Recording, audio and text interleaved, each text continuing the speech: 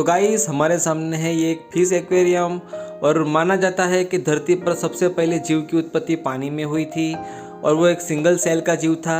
उस single cell का जीव का मॉडल इस एक्वेरियम में बना हुआ है, पर बहुत ही छोटा होने की वजह से मैं आपको वो दिखा नहीं पाऊँगा। तो भी चलते हैं आगे।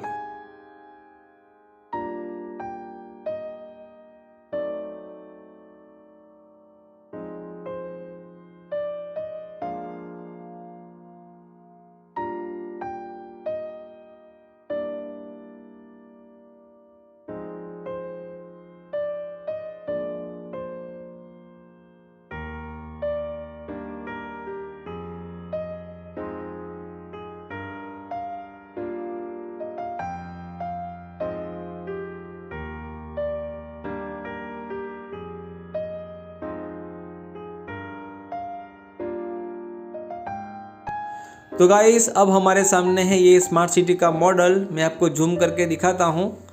ये है पूरा स्मार्ट सिटी का मॉडल, पर अभी ये वर्किंग कंडीशन में नहीं है, वरना मैं आपको इसको स्टार्ट करके दिखाता।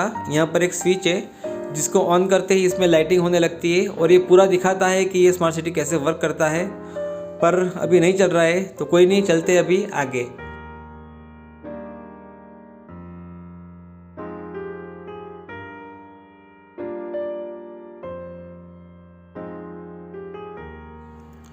तो गाइस अब हमारे सामने ये एक ऐसा मॉडल है जिसमें हम नेचुरल इलेक्ट्रिसिटी प्रोड्यूस कर सकते हैं, लाइक पवन चक्की और सोलर एनर्जी से।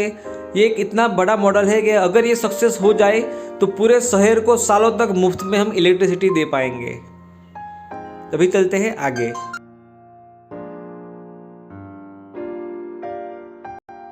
तो गाइस अब हम जा रहे हैं डायनामिक अर्थ के सेक्शन में। मैं इस वीडियो को आगे कंटिन्यू करूं उससे पहले मैं आपको बताना चाहता हूं कि अगर आप यहां आ रहे हो तो 1 बजे से पहले आना, क्योंकि यहां पर 1 से 2 ब्रेक रहता है, तो शायद आपको वेट करना पड़ सकता है। यहां पर एक अर्थक्वेक का मॉडल बनाया हुआ है जिसके अंदर एक डार्क रूम है जो कि एक मोटर के साथ कनेक्टेड है, जो आपको अलग अलग स्केल के अर्थक्वेक का अनुभव कराता है, जिसमें आपको 2 स्केल से लेके 8 स्केल तक अलग अलग यहाँ अनुभव कराएंगे। यह है डार्क रूम। ये डार्क रूम होने की वजह से आप इसके अंदर वीडियो शूटिंग नहीं कर पाओगे। तो अब चलते हैं आगे।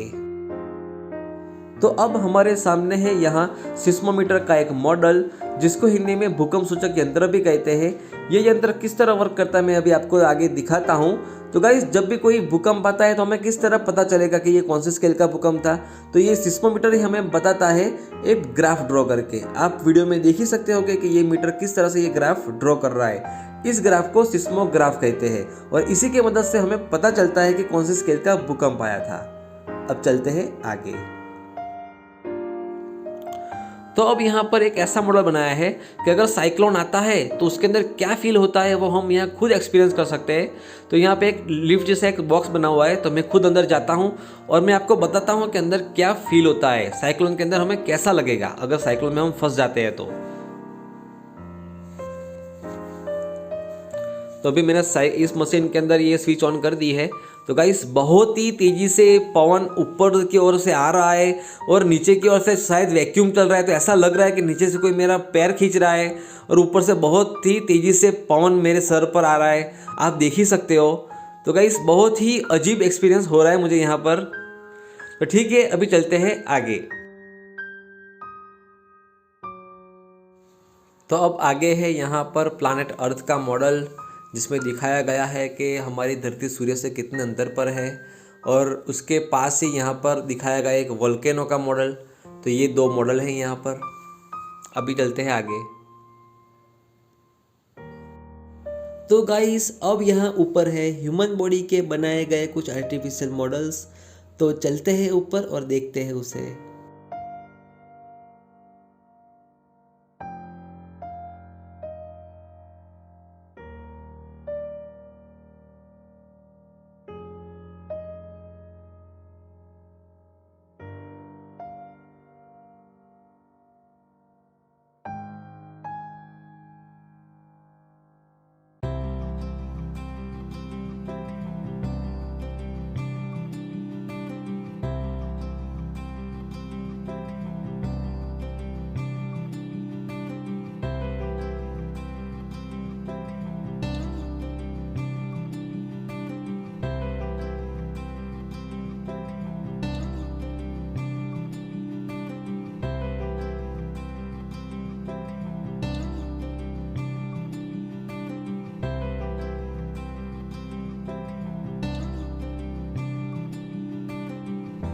तो गाइस अब जो यहाँ पर ये मॉडल है, ये किसी भी गांव या कस्बे का पानी का प्रॉब्लम सॉल्व करने के लिए बारिश का इकट्ठा किया गया हुआ पानी या तालाब का पानी को एक नहर के द्वारा किस तरह गांव में या कस्बे में लाया जाता है, उसका ये एक बेहतरीन मॉडल है, जो अभी मैं आपको इसको लाइव ऑन करके दिखाऊंगा।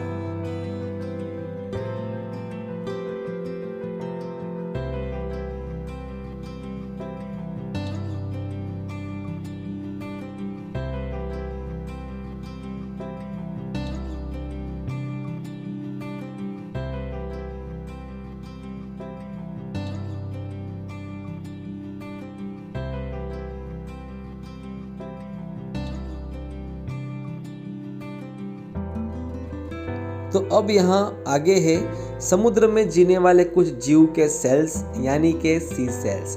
तो आप इसे देखिए, फिर आगे चलते हैं।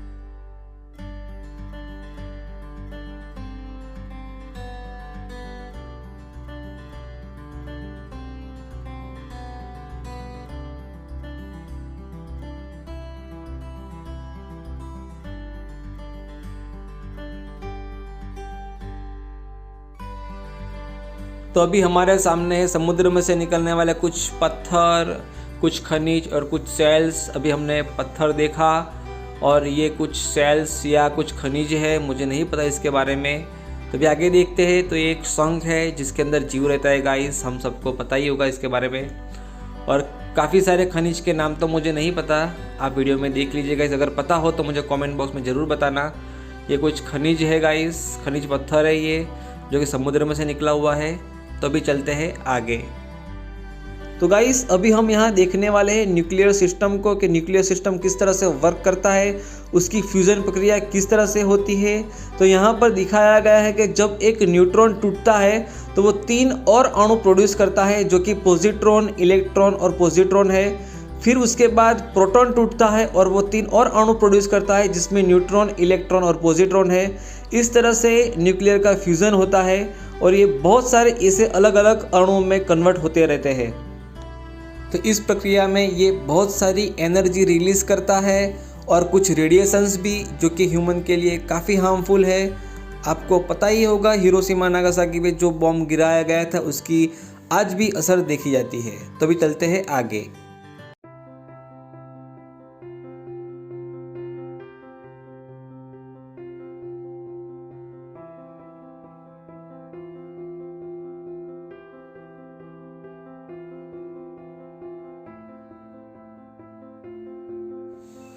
तो गाइस अब हमारे सामने है यहाँ स्टीम टरबाइन का एक मॉडल।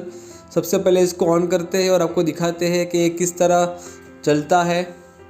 तो देखो गाइस, हमने इसकी स्विच ऑन की तो इसकी ब्लेड घूमने लगी।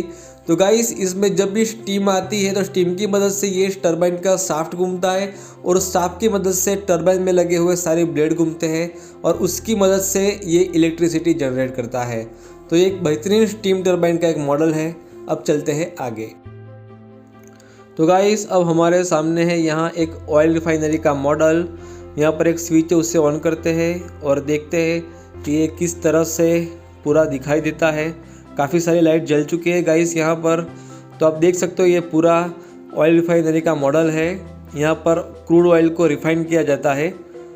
ठीक है गाइस, अब चलते हैं आगे।